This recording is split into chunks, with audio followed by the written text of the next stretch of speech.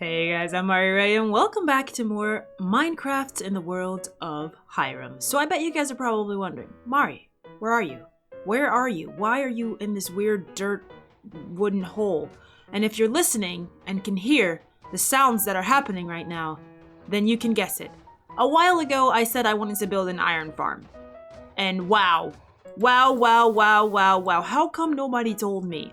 How OP and crazy iron farms are you guys? I never built an iron farm before. Remember guys, I just started playing Minecraft like last year. So this is the first I guess serious long-term world that I'm playing in, and I'm still not very far because, well, you guys know how slow I am about accomplishing anything, but I scoured the internet to try to find a way to make an iron farm because I want to try my hands at making some of everything. And every iron farm tutorial that I saw looked insane. They were like these massive, crazy structures, and they were like floating in the sky, and I'm like, I can't, I don't know how to do that. I am not gonna be able to do that. It won't work.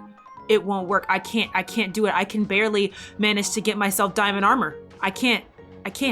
But I ended up finding a tutorial for an iron farm by a YouTuber who goes by the name of Scousmouse, I think. I will leave the link to his tutorial in the description below because I followed it, and when I saw his tutorial, I'm like, I can do that. And that was the first iron farm that I saw that I looked at and was like, you know what?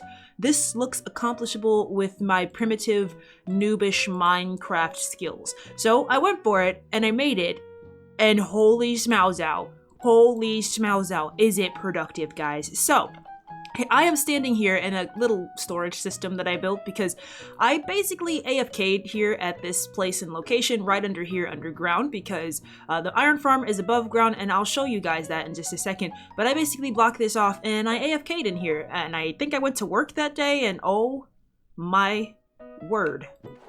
Look at the amount of iron, and now we're making more. Wow, holy wow, okay, like that is a lot of iron. I mean, oh my god. And poppies, we got poppies out the wazoo over here too. So we made so much iron, you guys, and I plan to, of course, decorate a lot of this stuff up and make it look really cool in here. This is going to be like the mine cave where you come in and grab all the iron, because this is where the miners are, you know, like mining out iron out of the mountain side. And if you come back out here, we can go take a peek at the iron farm. So ignore this grass bridge. I plan to replace it and obviously make a cool bridge eventually that crosses the river and expand this open to make like a nice little cave opening here where this little bridge will go across the river and take you into the iron fields or the iron mines that I plan to build over there. All this is stuff that I want to do. Hello, sheep. All this is stuff that I want to do, and obviously I have not done yet. I have a lot of projects that I really need to get on to finishing. But this little bridge here, you'll see in just a moment, because I use this to help transport my villagers over this little stone bridge. And over here is the iron farm. It is working like a charm, and I absolutely love it. So because of all the slabs, nothing can spawn on this place. The iron golems all spawn within. We have our Zombo sitting inside of here. He's in there. That's Zombo 1, because I don't know if I'll ever make another iron farm or ever have another zombie, but this right here is Zombo 1. He's been name tagged, and he's been in there freaking out our villagers right here, who have in turn been producing iron golems to die here in the trap. Now I have plans to eventually change this up and basically tweak it so that this thing looks like a mountain. That's where those blocks are floating up there, because I believe that is the height limit that it has to be at, so iron golems can't spawn on top of them, because they spawn, I feel like 8 blocks within 8 blocks or something of villagers. So that's how high up that is right there, I believe. So it shouldn't be able to spawn if I start placing blocks, so long as they are higher than that. And obviously this whole platform here stops them from being spawnable, so as long as I don't build on this platform. But I plan to make this mountain, extend it out and cover it up so it looks like a full-on mountain later on in the future. But that's for the future. I just thought I'd show you guys that iron farm progress because wow. And actually, if you want to take a peek, you can actually see my hassle with trying to deal with villagers for the first time. Guys, they're so annoying. Like, so annoying. Like, I love villagers. I like fixing my town back there for the villagers. It gives me something to do. It gives me a purpose, you know, for fixing up the town and making it a nice place for my villagers. But wow, are they so annoying to move from point A to point B. I have learned that very recently. So let's take a look at that whole endeavor.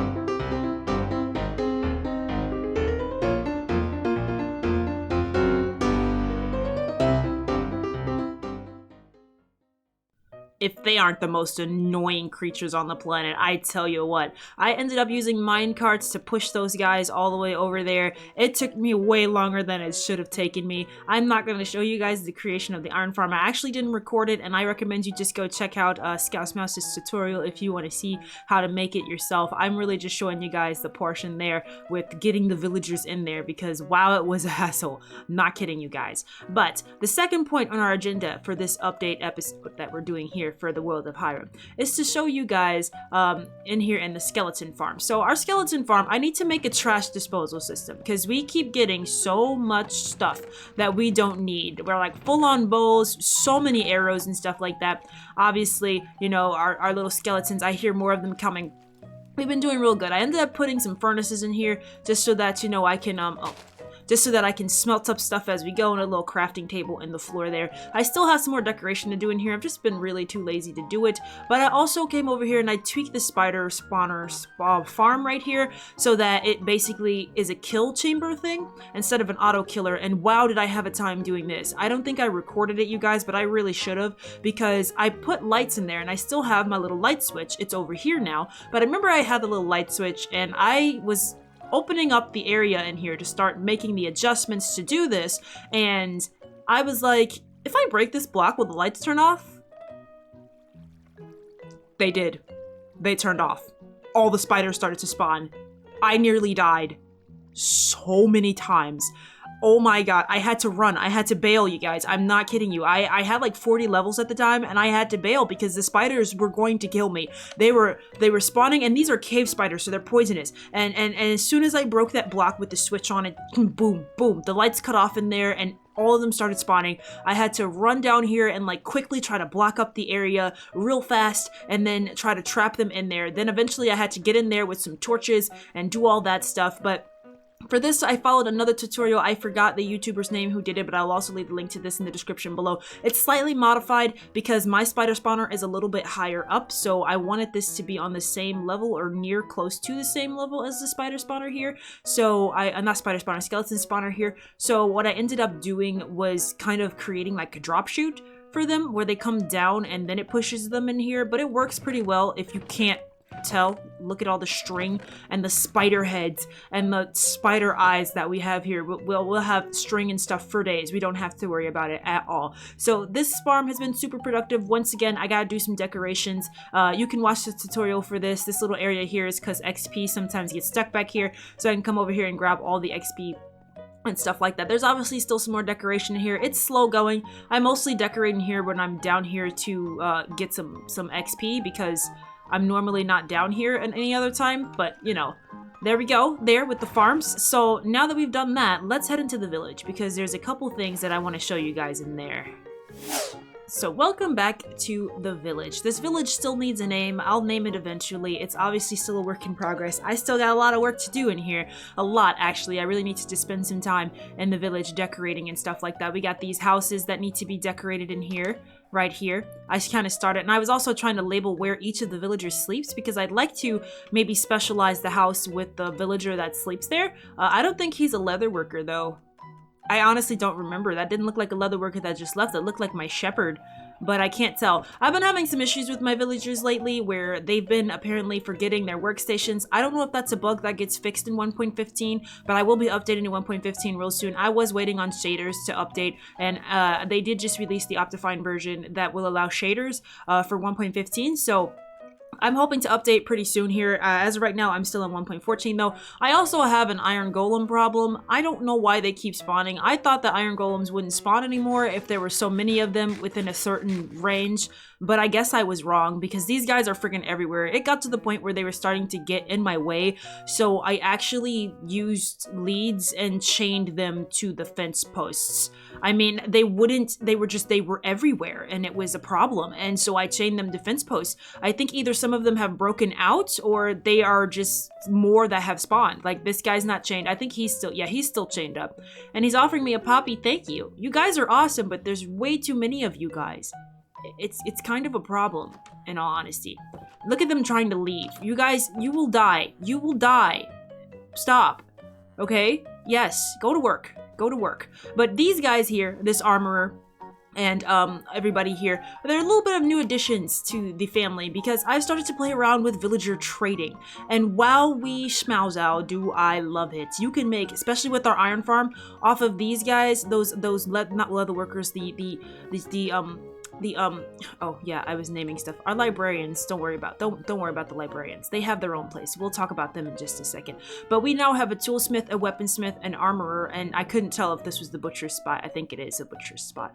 But and everybody else in the town. And I kept having that issue, like I said, of people forgetting their workstation. Our butcher forgot his workstation over here apparently, and when he did, like 2 random villagers who didn't have jobs took his job, and they were coming over here. He now remembers. I had to lead him back. Okay, I'm sorry, I will stop disturbing you. But I had to lead him back over to his workstation by picking it up, making those other 2 villagers forget that it was their workstation, and then slowly, like a breadcrumb, leading him back over here so that he will remember that he works here in this building. I'm sorry, they always stare me down whenever I enter, you know? So this is our butcher back at work again, finally, and doing what he's supposed to do. And so far, no other villagers have locked onto this workstation, and nobody else has, and he has not seemed to have forgotten his workstation. But the main thing that I started to do was play with librarians, because I thought it was time to start working on getting our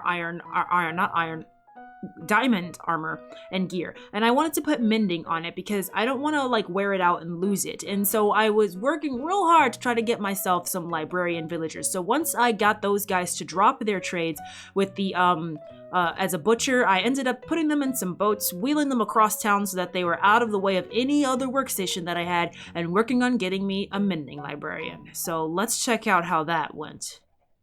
So I didn't record my entire trip into villager trading, but I did go into trying to get myself some good books from librarians. Now, I didn't really know what was a good deal and what wasn't a good deal with librarians. I mean, I had watched a few people playing Minecraft, obviously, and I knew that librarians were a really good way to make sure you can get your trades back. See, like I saw this guy for 7 emeralds for Silk Touch, and I was like, do I want to take it? Do I want to take it? And I ended up taking it because you can never have enough Silk Touch. There was a guy in the back of the boat there who was a farmer, but I broke his block to make him drop his trade, and he didn't. So I had to then go and kidnap a new villager to try to roll some more trades the next day. What I was really after here was mending. I was trying to see if I can get myself a mending villager. I had some issues trying to get the lecterns to work and trying to get just him to respond to the lecterns. I was having some trouble, so I kind of rode this guy like all the way away from everyone, and you know, we were working one-on-one trying to get ourselves a good mending trade. And rolling these trades takes so long. Oh my god, it was so long to do this back and forth. It took at least 3 or 4 maybe days, but I feel like on day 2 is the one where I really got the guy who I was looking for. He gave me a mending trade for 30 emeralds, but I was like, we can do better. And oh boy, did we do better. I kept working with this guy. I kept picking his brain. Like, come on, dude, you know you wanna, you know you really wanna. He knew he wanted to give it to me. He wanted to give me what I was looking for. And eventually, after much and much of stress and breaking that friggin' block over and over again and putting it in front of him over and over and over, he eventually gave me what I was looking for. And I'm not kidding when I say it took friggin' forever. I was doing this probably longer than I should have, and then I ended up repeating a lot of this a little bit later. But I was after that mending book, and I was regretting not taking the 30 emerald trade, but then by the end of this, 10 emeralds, guys. 10 emeralds for mending. I think I had a seizure. I like pushed every button on my keyboard. I was freaking out, but we got it, guys. 10 emeralds for mending. That guy was my new best friend.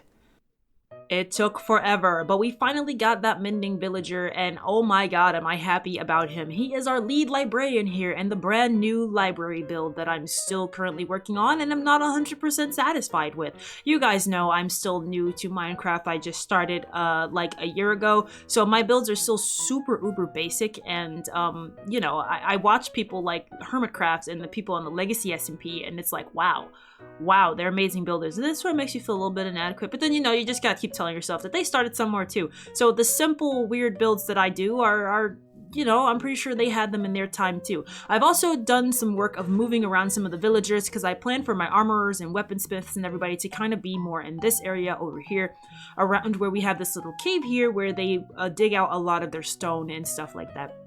These guys over here are my new best friends, guys, because I can trade them 4 iron for an emerald. They make me so rich with my iron farm. Oh my god, did I make so many emeralds. I'm not kidding you. I don't have any iron on. Well, I do, but I'm not going to trade them this. But all I got to do is fill up my inventory full of iron, trade with all of them, let them refresh their trades, do it again. It's amazing. This guy also offers me an efficiency 2 diamond axe and an unbreaking 2 diamond sword. So not bad trades on his part. You're pretty good, weaponsmith. I like you, my bud. This guy right here is our mason. He's already a master. We had him beforehand. This guy right here is our armorer, and he also has a 4 iron ingots for an emerald trade, so I can do the same thing with him. And obviously they all have a full set of diamond armor, all around 20 to 30 emeralds, so not too bad. But fire protection 1, unbreaking 1, depth strider 1, protection 2, and feather falling 2, protection 2, and protection 2, and unbreaking 2. So not bad. I really wanted to get a lot of these guys going because if I do start wearing my diamond armor and if I died with it on or it fell in the lava or something like that, I wanted to make sure that we'd be able to get back our armor, at least get it back without having to freaking mine for forever and a day. We also have our toolsmith here who will offer us an efficiency 2 diamond shovel and an efficiency 2 diamond pickaxe for a few emeralds here. And with how easily it is for me to get iron to trade with these guys, it's not a big deal at all. Not to mention, you know, we have all the other villagers that we can potentially trade with. So with that being said, let's check out our library over here because we went ahead and you can hear all the books changing in here.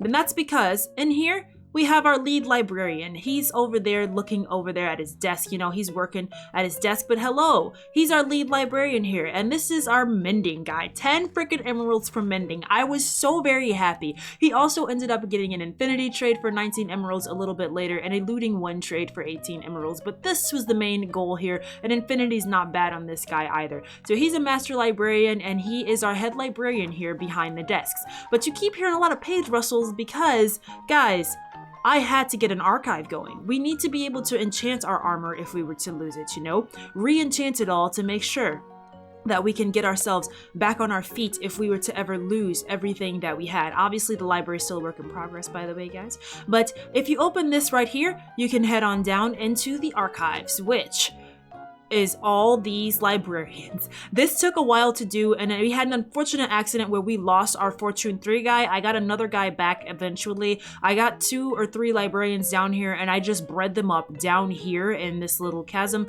I know it looks pretty bleak right now. I plan to decorate it up, but I wanted these guys to stay in one place, and if, you know, I was to accidentally leave the door open and villagers were to die up there, I don't want these guys to be lost, because it takes forever to get them to flip their trades the right way that you want them to be. So over here we got our Fortune 3 guy who has 10 emeralds right now because I had been trading with them to try to unlock their future trades, but he gives me about 13 emeralds or so for Fortune 3. Definitely not bad at all, and he gives me about 20 something emeralds for a Feather Falling 2 book, but Fortune 3 was the main reason why I took this guy, and that's the main trade he has. This guy right here gives us Aqua Affinity for about 6 emeralds. Right now it's 3 because I have been trading with them. He's got Thorns and Smite, but I guess I took him for Aqua Affinity. I didn't know how useful Aqua Affinity on a trade would be, but I thought, why not take it? I'm not gonna leave that there because I'm gonna accidentally like shoot one of them in the face with an arrow. This guy right here gives us Feather Falling 3 and Knockback 2. Feather Falling for about 17 emeralds when it's not discounted because I've been trading with them. Curse of Vanishing, which, garbage. And then Knockback for about 11 emeralds, as well as Flame here, but I'm not too, I should probably put Flame on there though, just in case.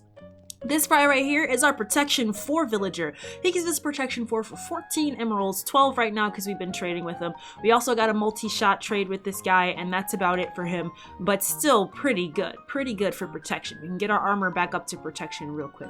This guy right here is our Silk Touch guy. He also has a multi-shot trade, and that's about it. With Smite, I'm not done unlocking him all the way through, but I don't expect him to have too many more trades involving books. This guy right here, Unbreaking 3.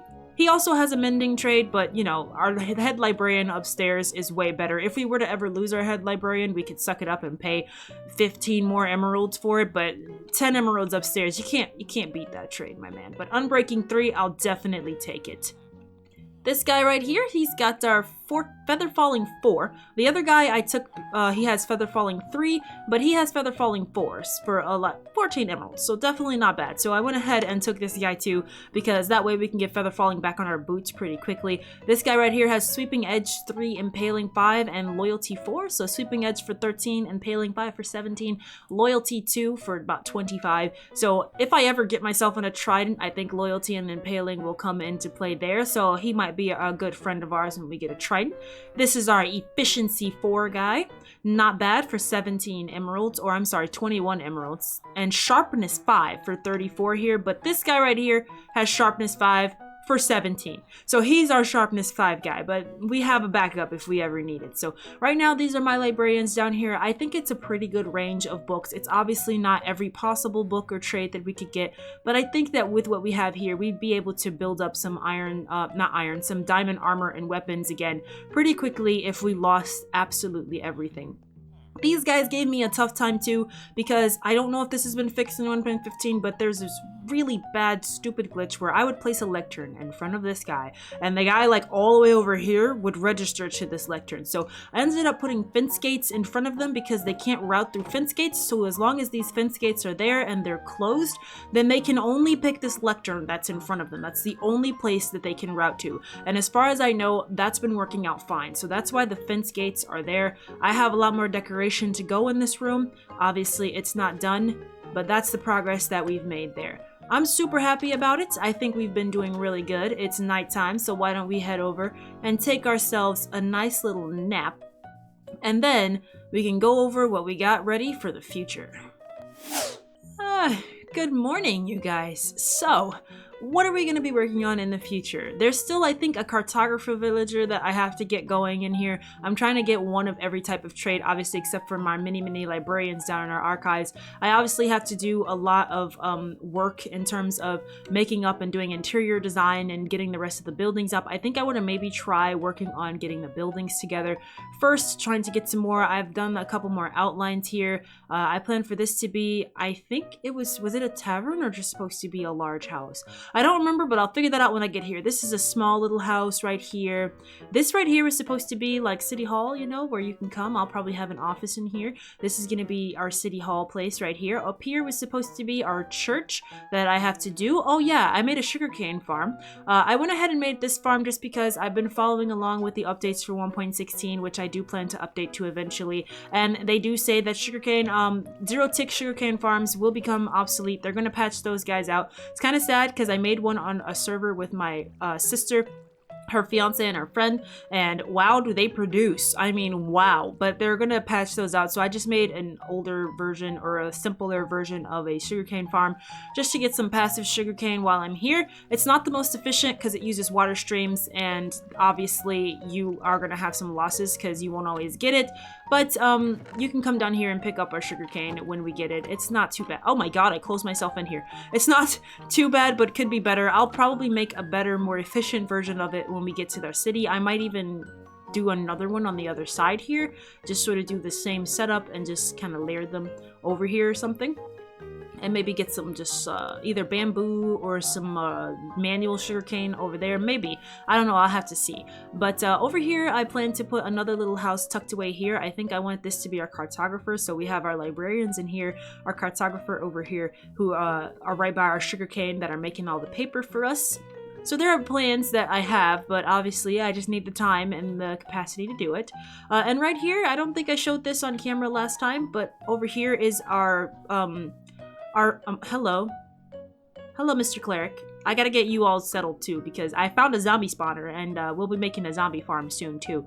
But yes, over here is a pumpkin farm. This is only pumpkins, though I do think that our good farmer friend over here also has melons, if I'm not mistaken. He should be at work. Here he is, yes. Hey, Mr. Farmer, how's it going? He does do a melon trade, but right now I only have a automatic pumpkin farm right now. I should probably make a melon one too, but for now, it's just our pumpkins. So if we head down in here, we can also see, oh my god, we have so many. I haven't cleared out the pumpkins in a while to trade with our farmer, but we got a lot of pumpkins going over here in our little automatic farm. I don't know, I left the redstone exposed so that you can see. You know, this little town is mostly wood and stone, but they got a little bit of savviness to them. But if I do need like more crazy advanced farms or bigger crazy ones, I might do them in our city, which I want to build over yonder and the larger village that we found. But that's the progress that I have so far. So slowly but surely, the world of Hairam is coming together. You guys all know that I plan to probably make a door. Oh my god, he's offering them a flower. Aren't you the sweetest iron golem that I've ever seen? I'm gonna have to kill some of you though. I'm really sorry, but because you guys keep spawning and you're kind of in the way sometimes. I love you guys. You're like our sentries, but you're in the way sometimes. And I'm really sorry about that. Look at me. Look at me. I love you guys. I love you, man. It's such a shame. It really is. But yes, if you guys didn't already know or I already mentioned, I plan to make a way to get out of town through here by making us like a doorway, a redstone doorway that we can just sort of walk out of through here. Because, pigs. Because, yeah, we can't get our horses out of the main gates because of the way that they're set up. This looks a little dark. I'm gonna put that there. Don't want any surprise spawns anywhere. Oh my god, the lighting in this world is kind of, you know, stressing me out. I just don't want anything to spawn when I'm not around, but I don't know if there's any way to potentially prevent all of that. But, yeah, so stuff is coming along. Little by little, I'll give you guys another update whenever I make any type of progress like we have so far. I'm probably going to work on some builds. I'll be updating to 1.15 really soon. Don't know exactly when, but I'll definitely be doing that. I hope soon, and I hope it doesn't cause any issues or problems. Hello, chicken. Oh yeah, our rebel chicken's still here, right? The rebel? Yeah, rebel chicken. Dropping your eggs in here. Nobody asked for these eggs, chicken. You're on punishment, so you get no eggs, okay? None for you, rebel chicken. Our piggies are still hanging back here, so I gotta get all the pathways kind of built in and stuff like that. And, oh yeah, fish farms will become obsolete too with 1.16. They're patching those out too. I mean, we could still use it to get fish if we want, but we can no longer get loot out of them in 1.15, so I may or may not do a long AFK fish session just to try to get the last minute books that we can get before we upgrade to 1.16, but that probably won't be for a while because we're not even on 15 yet. So I guess I might look into some bee locations for this world too around here. This is more of a farming village than it is industrial, so lots of plans, guys. I got a lot of plans. I just need the time to execute them. Anyways, I think that it's safe to leave this episode here. We got some stuff updated. We got some stuff going. I got some plans to do and execute, and hopefully when we come back, I'll be in my diamond armor, you guys. I plan to be rocking the diamonds when we come back. I just need the levels in order to get myself with some mending on each piece, but I'm hoping that by then I would have enchanted everything with all we need. We've been building this up for a while, guys. I expect to be fully diamond kitted out next time we come back. I promise you that. So thank you guys so much for watching. If you like this video, then please give it a like or don't. That's up to you. But I do hope you'll come back and join me for more Minecraft in the world of Hairam here on the channel. Thanks, guys. Bye-bye.